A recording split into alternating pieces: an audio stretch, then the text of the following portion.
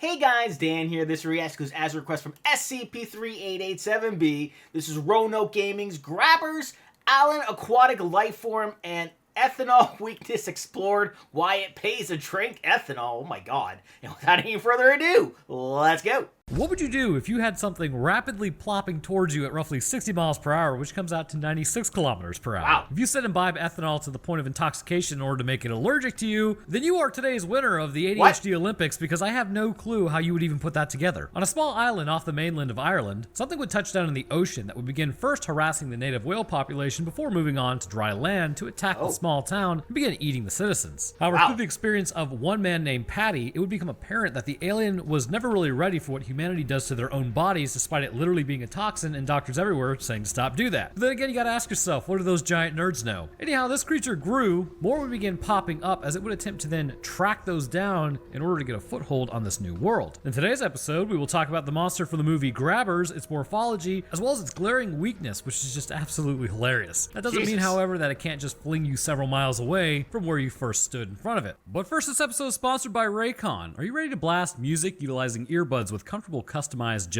Man, I thought Tremors was on another level. Using the link in the description right now, or heading to buyraycon.com/Roanoke, you can get 15% off your purchase today. With its noise isolation fit, but also in awareness mode, you can hear what's going on around you, or you can just completely tune out the teenager in the gym squatting the bar and yelling because reasons. Plus, with 3 sound profiles of pure sound for perfect vocal clarity, balanced sound, great for a variety of genres, and bass sound, which boosts the bass, there's a profile for literally everyone. And with summer basically upon us once more, we all know we're going to be around pools a lot, and with that, none of us are really graceful. Either that or it's just me. With these water-resistant earbuds surviving being left outside in the rain or dropped in a pool or puddle accidentally and then retrieved, you can pop them back in and continue listening to your music. Mine have actually survived a few washing machine adventures, so that's been pretty great. But all with its 32-hour battery life, 8 hours of continuous playtime at half the price of other premium audio brands, it's really no wonder that Raycon has got 49,000 5-star reviews. So if you'd like to scoop yourself up a pair today, head over to It's like a regular ad on YouTube. .com/Roanoke to get 15% off your order. All right, let's get back to it. All right, so everyone knows the drill by now, but if you haven't seen this movie, I don't know how this got past my radar, but it was pretty hilarious. So if you want to watch it first, I'd highly recommend it. If you want to bypass the summary, there's a timestamp up on screen to move to the science portion. For all others, let's get to why when you see someone pulled up into the sky in the dead of night, your first instinct shouldn't be to just follow them out there and see what grabbed them. So we start off our story over Earth, as you do, as something enters Earth's atmosphere, landing near Ireland, but in the ocean. A man is currently mopping the poop deck, and that is what I assume is the poop deck. I really have no idea. As he hears something, he looks up and spots the meteorite coming down near them. A little while later, the trawler is responding to an unknown distress flare, but they literally just saw it land in the ocean, unless this was a secondary boat, but I didn't see a secondary boat. So it was definitely the meteorite. That's not a distress flare. I'm not really sure how wires got crossed there. Anyways, they radio back to the Coast Guard before the captain yells out to the man asking if he sees anything. Just then the man spots something under the water and is pulled overboard as the captain runs out there to check on him. As the captain looks on, he too gets hit through the chest and then pulled in. So let me ask you this. You've just seen 2 people get pulled into the water. Why at this point would your first instinct not to be to, I don't know, barricade yourself in the captain's nest? Well, man number 3 decides he's got a better chance than the other 2 and then runs out there. To mess around as human, to find out as divine. As he hears squelching, he looks up and is immediately got by something unseen. So now we meet Garda O'Shea and Garda Sealbon, but that was really just to make you angry. It's actually just O'Shea and Nolan.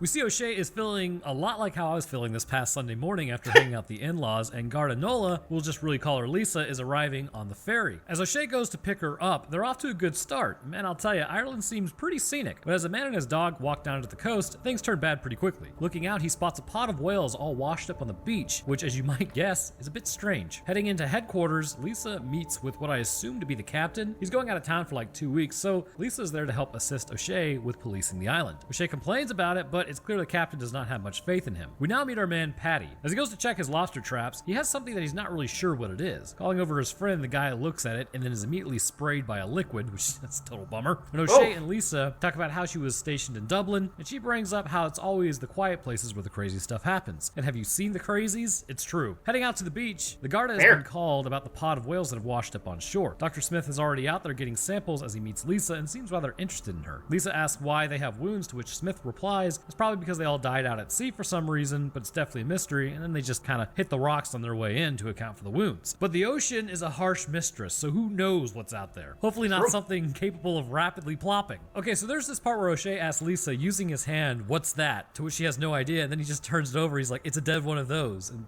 it's just really fundamentally it's a bad joke, but I would implore you to use that on someone because it's way funnier when you actually get to do it. I used it on my wife. She didn't. It is. I loved it. Meanwhile, Patty has now grabbed the creature in the lobster trap and brought it to the bathtub. O'Shea and Lisa now go to Daly and Cooney's to employ them and their crew to clean up the whale carcasses. As they finish up for the day, Daly goes back to grab the shovels before spotting spherical objects in the sand. As he goes to return to his crew, he is grabbed by something and then dragged back into the ocean. Cooney gets tired of waiting on him and then goes to check on him, but realizes he's pretty much AWOL. We now learn that Lisa is staying at the pub. Bartenders attempt to hype him up, but he's actually still just pretty depressed. Meanwhile, Patty is staring at O'Shea. O'Shea asks him what he wants, and he begins telling him about the sea monster he caught today, and it's in his bathtub. Later that night, as it rains, Todd is sleeping in his chair, and he's hearing a knocking noise at the door and yells for Irene to go get it, but she's not dressed. As he goes to check, I swear, the Irish just have the way with words. It's Cooney, and he yells back to Irene that he's pissed as a fart, and I will absolutely be using that on my friends who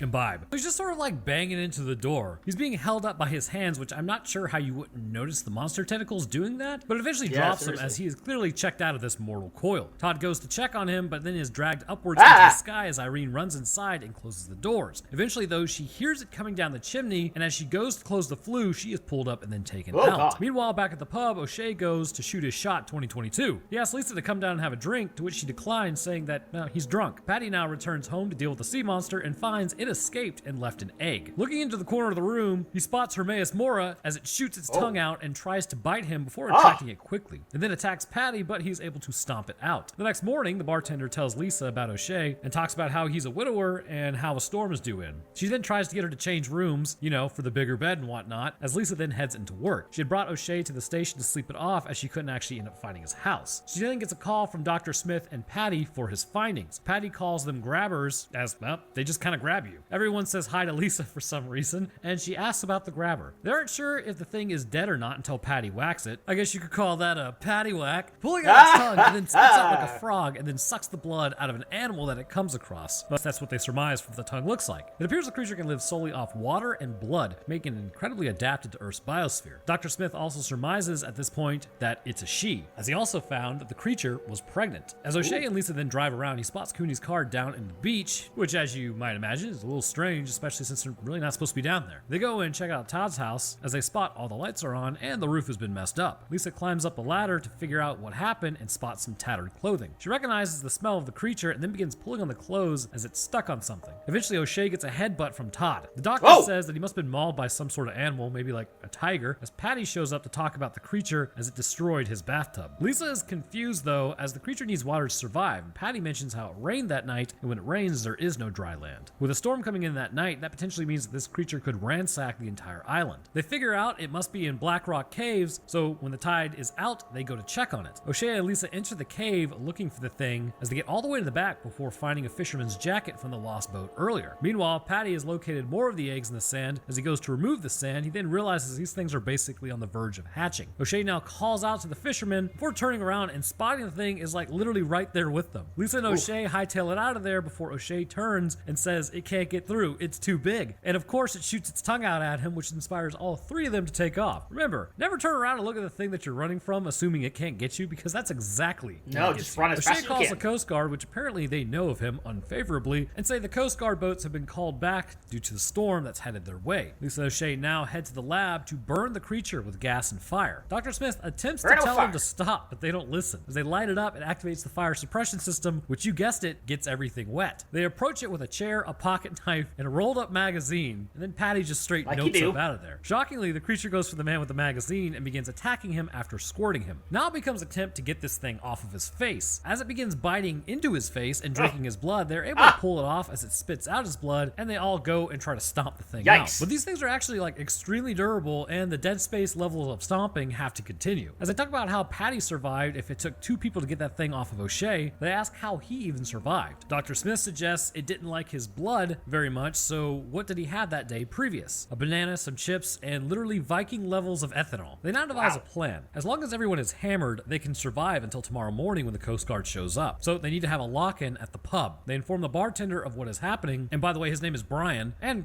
what's going on, what they need to do. They then convene and try to figure out how blasted they need to get for the night, and decide that Lisa is the fittest and doesn't drink at all, so they can use her blood alcohol content to see at what level the creature is affected. O'Shea elects to stay sober to keep an eye on everything while this is going on. Lisa disagrees, but he knows the island, so his plan is to be the DD. So as she's knocking them back like a college freshman at a fraternity party in July, they realize that Patty also has some special brew as well. He pours her some as she chugs it, and that's what sends her over the edge. They give her a blood test as the creature drinks the blood and begins rattling the cage. It appears to go into anaphylactic shock and then starts foaming at the mouth. They test Lisa's blood alcohol level, and she blows a 0.2, which if you didn't know, that means 20% of her blood is essentially alcohol. That's really high. Like, yes, dangerously high. As night begins to fall, O'Shea and Lisa head to the church to get everyone together for the shindig at the bar. Everyone's a little confused, but as soon as they mention it'll be a free bar, everyone is immediately down to go party as the storm begins rolling in. Basically, as soon as the thing starts, everyone is, as the Irish say, pissed as a fart, while the group in the back of the bar puts together every counter that they have for this thing. The bartender brings a super soaker, suggesting that they should fill it with petrol, which is a smart man. So as Lisa and O'Shea share a moment in the car, but he's sober, she's hammered, he ends up turning her down, at least for now, because that's what Chads do. But considering everyone is drinking a diuretic, eventually you're gonna have people that have to pee. Dr. Smith heads to the back and then tries some of Patty's home brew, while Dr. Gleason goes to the bathroom. It's closed, so then he just heads outside to go pee. Now the issue with being inebriated is it lowers your ability to really care, as Patty just straight up lets Dr. Gleason go outside to pee. Lisa then talks about how O'Shea's wife bit the dust, but as it turns out, the bartender's wife was really just trying to hook them up because O'Shea's wife just met someone else, so they just ended up splitting. Meanwhile, back outside, something is approaching Dr. Gleason. It's a bunch of younglings squaring up on him. It attacks him, but because they're so small, they're able to free Gleason from the hug of death as Lisa goes around smacking them with a golf club. At this point, they turn around and spot Big Daddy coming to check on the kids. It grabs Gleason and pulls him over before squaring over his head and then pulling off his head. So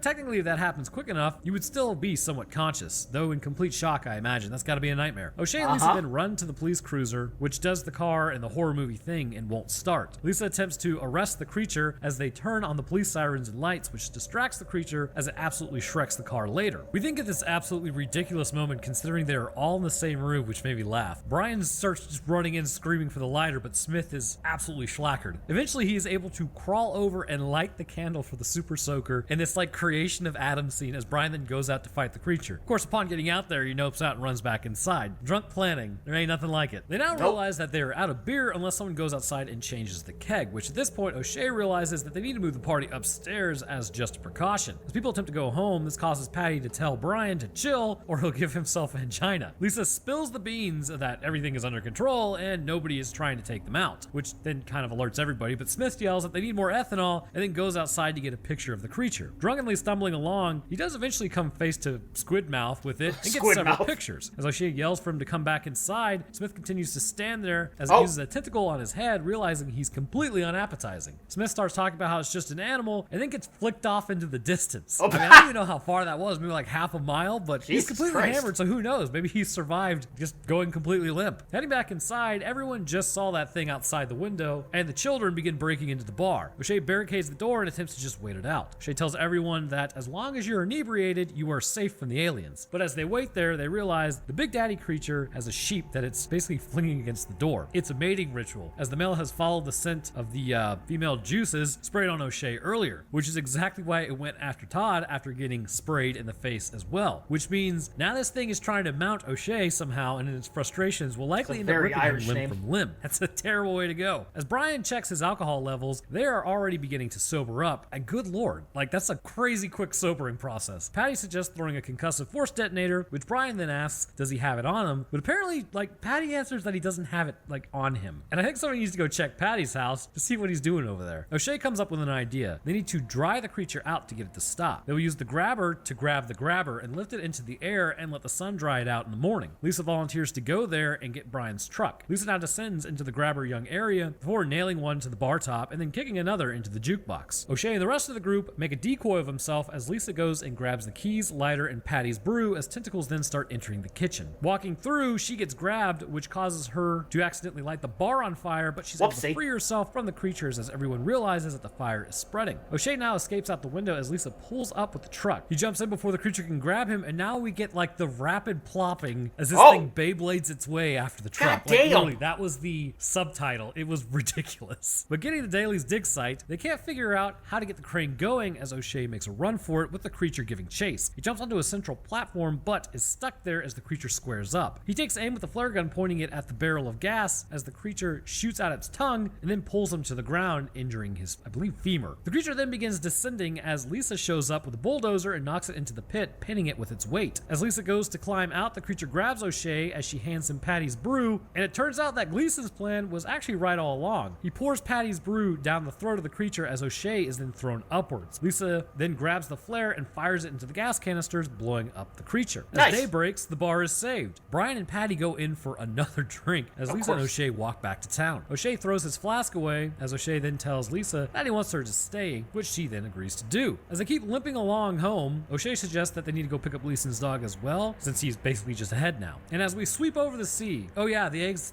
they're gonna hatch. Well, they're about to hatch, so the adventure is about to begin again. And that, my friends, is why you don't stop for breakfast when there's more aliens to subdue. So I believe the first place we should start is the life cycle of these creatures, because they actually appear to have similar cycles on Earth, or at least similar organisms exist to them, and how this tells us something about where they may have come from, and then move on to what is causing their interaction between the human blood mixed with alcohol, why it's affecting the grabber in such a horrendous way. So obviously the first stage of the life cycle is the egg, meaning that the creature is oviparous. However, the egg hatching appears determinate on the cycles of water, which may have told us something about its life cycle originally. Now, the eggs need to come into contact with water in order to properly hatch, but that creature intentionally chooses land in which to lay the eggs on, which is an interesting idea considering what it needs to survive. But again, this tells us about its home planet. Shallow oceans may have been something that were fairly common. Getting a look at what we would call a newly hatched stage, these creatures actually bear a striking resemblance to a sea anemone in terms of how they look, with the lower, smoother portions of their body attached to the sea floor and the tendrils up top. What is interesting is if you didn't know, sea anemones are actually predatory and will eat animals that they come into contact with by releasing toxins to subdue the animal. In fact, there's actually some that are known to literally be lethal to humans. So you'll notice throughout these stages of the life cycle that they appear to all take on the form of similar animals down here on Earth, but still remain as the same species, indicating a metamorphosis at some point may be taking place in these creatures as they go from the larval stage to the adolescent, because there are some major changes between the larval and adolescent stages. The adolescent stage is where the tentacles and tendrils have begun forming, which makes them just a smaller version of an adult. Now, the metamorphosis that I'm referring to would have to be in between these stages to actually properly work, because of how much they do change. Now, do they really just melt down and become something completely different? Highly doubtable, but they do change enough. But anyhow, the adolescent that Patty was able to grab and keep in his bathtub is interesting for a few reasons. Because we know the larger one is male and the smaller ones are females, this could be some form of sexual dimorphism concerning the sizes of these creatures, but I think I'd be more inclined to believe that the smaller ones, while female and laying eggs, are just younger than the larger one. Regardless, what's strange is there's no indication that the one in the lobster trap had come into contact with the male at any point, although his ability to find her based on her juices that she puts out means really at any point she may have been found. So this raises the question, do they reproduce asexually, or was there sexual reproduction? I honestly really can't tell, because I don't know if the male came into contact with a female at some point prior to being trapped in that lobster trap. But during this adolescent stage, this is where they will gain the ability to use their tongue as a firing barb in order to suck the blood out of the targets. The larval stage, they can really only grab onto your face as humans are too large, but they appear to be able to still suck blood from you to a degree from the mouth and face of the chosen target. With the adolescents though, this barb allows them to pierce the skin and suck the blood. That way, as when O'Shea was attacked by this creature in the lab in a forced makeout session, which is something you never want to do with a bloodsucker, he was able to pierce some portions of his face and then get to the blood. But during the adolescent stage, it appears maturity is mostly achieved, and really the only thing left is the indeterminate growth. Indeterminate growth is something a lot of animals on this planet, like snakes, amphibians, lizards, and a lot of fish like grouper, are able to achieve. But basically what it means is they can get as large as the environment allows and will continue to grow as they age, never really stopping as long as they have the resources in which to draw from. This may really be the only difference between the larger one and the smaller females. While being male may have its roots in being larger as to compete for mates, the females are just younger and newly hatched. Which, by the way, we don't even really know if this thing is male, female, or anything, because after all, they're aliens. So it could just be both male and female. I mean, even Nemo's dad will turn into his mom given enough time as the dominant male, which is, if you didn't know, that's actually what clownfish do. The dominant male will eventually become a female, and nature is absolutely bizarre sometimes. Anyhow, the final stage is the larger one. As they continue to grow and consume things like whale's blood or fisherman or Dr. Gleason, this will allow them to eventually reach a size where, like with Dr. Gleason, an entire head can be popped off like opening a Coke bottle to get to all that blood inside as the creature continues to feast on the entire circulatory system. This results in a creature that really, the best way to describe it is Hermaeus Mora from Skyrim. A collection of tentacles all over its body with a central mouth, much like that of a cephalopods on Earth, which may indicate at some point the creature will actually leave the shallow seas of its home planet in order to go to deeper portions of the ocean in order to find food to eat. Basically, the adolescent stage gives them the ability to skewer animals and suck the blood out of them, while the larger adult stage will give them the ability to completely consume organisms whole with the twisting method that we see on Gleason, which probably just ends up twisting the body to the point of squeezing out blood and then removing the head, which is a pretty gruesome way to go. The creature does not have any eyes to speak of, at least from what we can see, which indicates that potentially this is not a planet that receives a lot of light. Instead, it appears to follow its sense of smell and could even potentially have chemoreceptors within its skin, which does two things. First, in times where it may be a dry environment sort of deal, these chemoreceptors would shut the creature's movement down in order to conserve nutrition. Once water is detected, this will revive the creature from what is basically a self-induced stasis in order to hunt for blood. The other ability chemoreceptors would allow for, as long as the skin is wet, this facilitates the ability of chemicals in the air to bond with the skin better by creating a medium in which the chemical can actually sit in to be absorbed. When this happens, any chemical in the air, like the juices the female releases, the creature can literally feel its location based on where the scent is coming from. Think of it like super smelling, but with your skin. Because of this, the creature can track from the winds, as well as figure out where prey may be based on a different scent that bonds with the chemoreceptors. Once the prey has been found, the central mouth will pull back its protected bony coverings, which appear to operate like teeth and swallow, say, like a human whole, twisting them apart inside. But this life cycle does tell us a little bit about where it comes from and the potential climate of that world. First things first, this creature would have likely evolved on a mostly water planet, but with pockets of dry land, likely much like Earth had hundreds of millions of years ago, and the land had not yet been colonized with animal life and instead was likely rather barren with no real reason for anything to go up on land. However, the species that adapts to niches is the one that can usually end up thriving. At some point in the evolutionary history of this creature, it would have gone up on land much like a tetrapod did on Earth, where it may have been able to adapt in a lot of the same ways. We know on Earth, cephalopods, for instance, will do this from time to time. In fact, it's a well-known issue that octopi will regularly escape and become escape artists from their tanks due to their intelligence and will crawl across the floor after escaping their tanks to neighboring enclosures. I can't remember the aquarium, but there's actually a fish tank nearby to the octopus tank, and they kept going missing regularly until they checked the cameras and realized the octopus was leaving its tank at night, going over to the fish tank, eating a few of them, returning back to its tank before the morning crew arrived, which is absolutely crazy. Basically, cephalopods can be highly intelligent if you didn't know, and they can survive outside of water for a little while too. This creature would likely do the same thing, considering it's fairly similar to a cephalopod of its world. Ascending to the surface and onto land, it would have ended up changing them almost the way of amphibians. So the generalized thinking is fish need water. I know this is groundbreaking scientific content that you show up for. Then over time, the skin of the fish would change, with the amphibians needing both water and land, until eventually reptiles came about, and then moving fully onto land, then mammals and humans, and so on and so forth. But consider the grabbers to be an amphibian stage of this process, likely an early amphibian stage. So back to the planet. With some land, this would allow them a degree to exist on Earth the same way, as long as it was raining and their skin was wet. This stasis could be avoided because, if you didn't know, amphibians also process oxygen through their damp skin. So if the skin is dry, it decreases their ability to breathe, although their lungs still do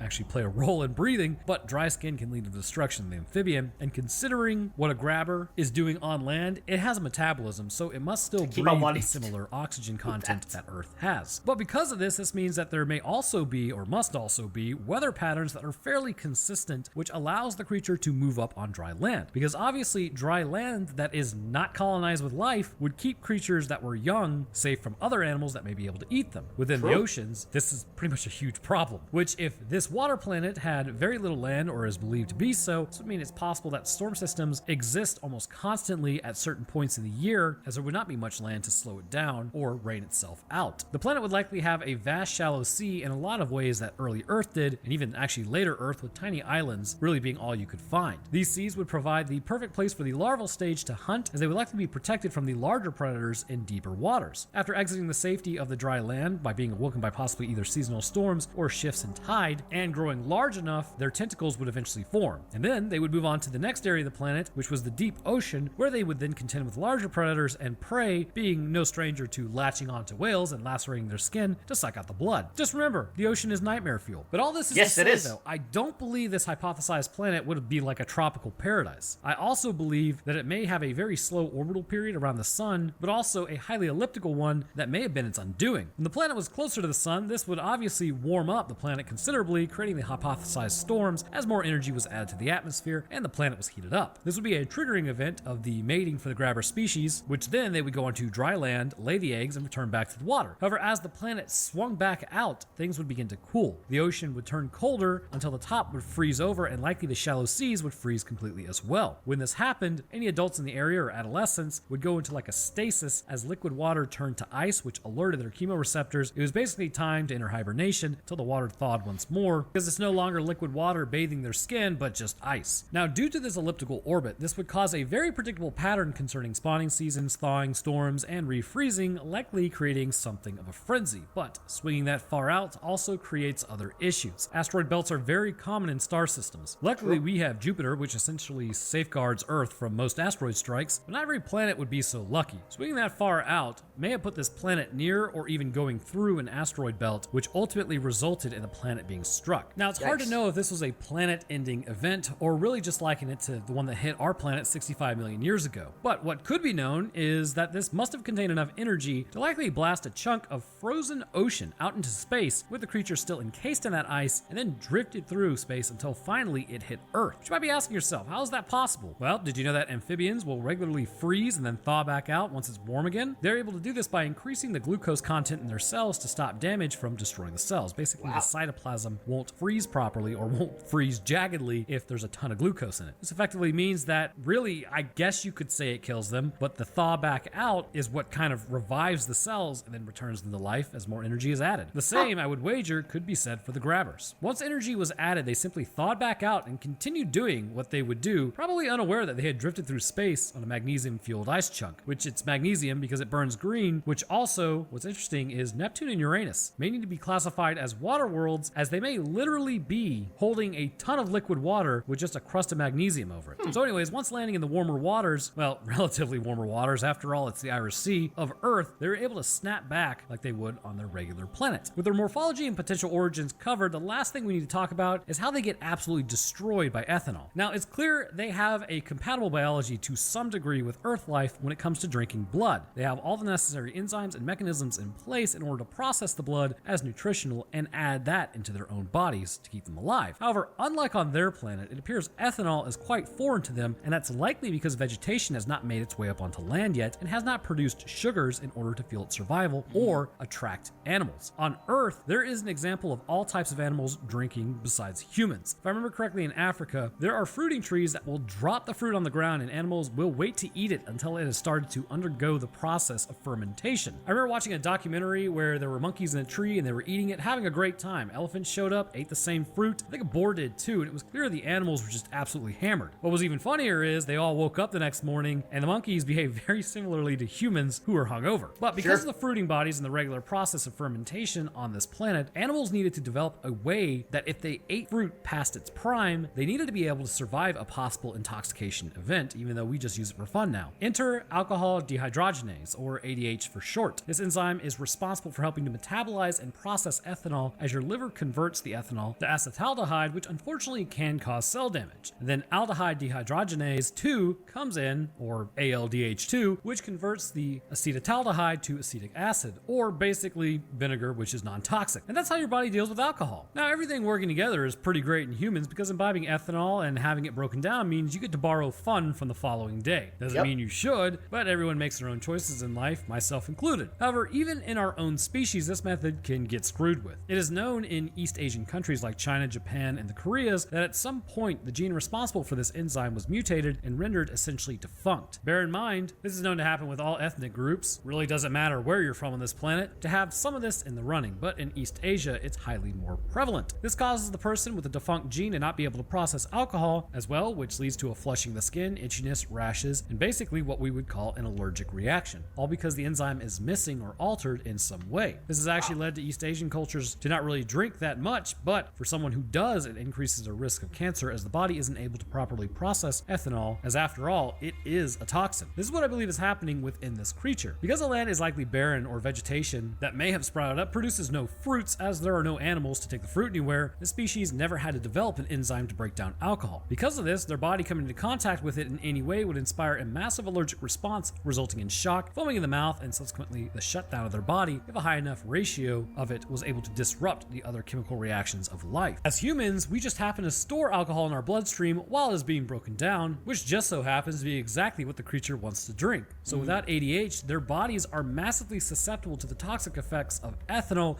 as their entire immune system would release inflammatory chemicals, shutting their breathing mechanisms down, leading to their quick end should they drink the blood with a person's alcohol past a certain limit. It appears like with Gleason, the level after only 2 pints was low enough that it did not affect the larger grabber. But with Dr. Smith, who was well beyond 2 pints, the creature could literally smell him as he exuded alcohol from his pores, and that was picked up by the chemoreceptors of the grabber. And just like with most things concerning allergic reactions, your body actually typically has a threshold of what it can deal with versus what it can't deal with. So what does this all mean? Well, during an alien invasion, best thing you could do is head to the Winchester, grab a pint, and wait all for this to blow over. Oh, I love that reference, and as per usual, learning a whole hell of a lot, and makes me want to stay away from the ocean more. I've never really been a fan of it. There's all sorts of creatures and things there that we don't even know about yet. We've only really explored maybe a small percentage of it, so looking further into it, probably not the best idea, because you don't know what's there, and you don't know what can kill you and what can't kill you, and there's jellyfish and other stuff that's generally close to the shore. You got all that seaweed out there that's kind of disgusting. This makes me want to stay away from the ocean even more. And I can see why you wanted to request this for St. Patrick's Day, because it is in Ireland, and that's where St. Patrick's Day is comes from. It's why it's celebrated everywhere. It's why everyone pretends to be Irish. Why everyone wears green on that day. But I absolutely love this. I absolutely love learning more about a movie like this, because these are types of movies that you don't really think too much about, right? Like any other monster movie, you sort of see it happen, you sort of accept it for what it is, and you go along with your day. But with how much detail he really goes into and how he explains everything, he comes from a very, very scientific point of view and explains it in a way that almost dumbs it down for someone like me who knows nothing about this stuff, so I always appreciate that. So that's going to do it for me here. Thank you so much, SCP, for this request. I obviously did decide to do this today just because with how my brain works, I kind of have to keep everything on schedule and go one after another as far as who's requested first, or who's been here the longest, or stuff like that, and just kind of putting everything in order and keeping everything on a set schedule. So anyway, like I said, I did enjoy this, and I do appreciate the request and your support. Do appreciate all of these videos. It's just so much fun learning stuff, and I'll see you guys next time.